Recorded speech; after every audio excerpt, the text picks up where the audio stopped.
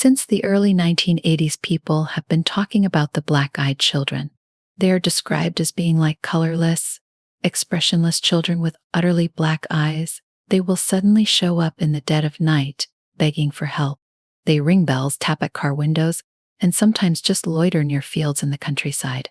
Sometimes they look helpless, abandoned, and in desperate need of help, at some points broken. But those who have encountered them personally understand the truth. That is not to say their presence is only eerie. They embody something that is intrinsically evil and alien, like elves look and sound like children from a more sinister world. The tales of these meetings are as much of a piece as are the accounts of alien abductees. Several of these kids are said to walk in twos and are rarely noisy. Even when making a request, they are very persistent. They want to enter whether to escape the weather or to call someone or to get a ride. However, the mere fact of the creatures having those two glowing black eyes is overshadowed, so to speak, by the general vibe of them being wrong. I was rather frightened. Still, people describe something more of a hold they get around their chest. They cannot function. Their faces do not portray the expected children's energy and life, and the children's voices are all monotonous.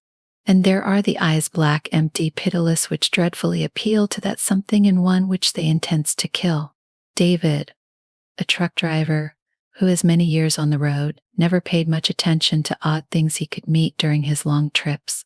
However, nothing could have equipped him for the series of incidences that was to be marked for a particular night. It was around 2 a.m, and I was driving in the middle of a lonely highway one night, and I had to pull over for fuel. The place was empty. I did not see any other cars. There was also no light other than that coming from the station. I was actually sitting in my car about to turn the key to start the car when I heard a tap on my window. I probably would have leaped out of my seat. 2 children, a boy and a girl, were standing outside his truck. They were all dressed very oddly. Looks like they borrowed clothes from the 1950s. Their faces were white, almost ashen in the dim light, and they didn't move at all. The boy spoke first, and I interjected, "David." Next, he said, "Can you give us a ride?" His voice, it wasn't right. On the latter, it was flat, just like he was reciting from a script. And the way they were looking at me, I felt they were seeing through me and not at me. It gave me chills. I felt my stomach drop. Each muscle in me wanted to run away from that place. I wound up my glasses and locked the door and sped out of the station. But in the mirror, I could see them standing there, stone still. But then, just for a second, it faded. They were no longer there, like they had disappeared into thin air. Controlling, jealous partners could harm the mother and her children or kill children during an attack, Johnston said, recounting a tragic story of a woman named Jennifer whose kids were addicted to their father. I guess it was a Halloween night. She was just at home waiting for her kids who were out with their father doing that Halloween tricks. By about 10 p.m., there was a knock on her door. It was late for trick-or-treaters, but that did not stop Jennifer. I took the candy bowl nonetheless. Surprisingly, there were 2 children right side of the door. A boy and a girl were standing at that time. They were not masked and did not carry bags of sweets. He was standing right there, just gawking at me. Jennifer asked whether they were lost or not, but the boy cut her short. "Can we come in?" he asked. But it was not a loud voice. Far from it. It was a deep, controlled voice that somehow made Jennifer feel rather uncomfortable.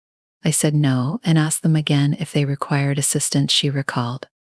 As for the candidates, they did not respond to my question directly. And a little boy kept saying, "Let us in." That girl never opened her mouth but her eyes. Oh, how terrible and at the same time intriguing her eyes were. They were completely black. That is when I screamed, "Shut the door." Jennifer bolted every door and window in the house into something, and the knocking did not cease. A tenor became louder, more demanding, occasionally clicking softly in the background. Her fear prevented her from calling. She sat at the corner of her living room, gripping her phone.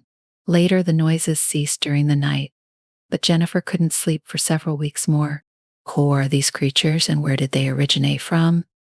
Many people, professionals or enthusiasts, have tried for years to discover the true origins of these spirits, but none was found.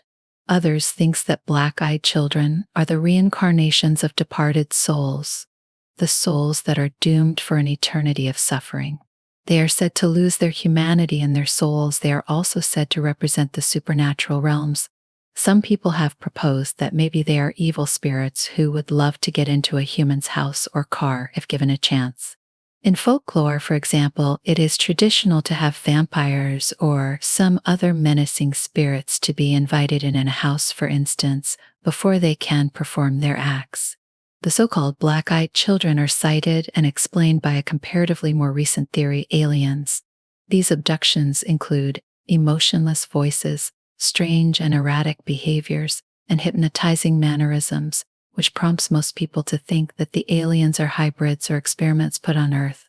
Dr. Elena Rhodes, a folklorist, said, "It is easy to follow the consistency of such stories.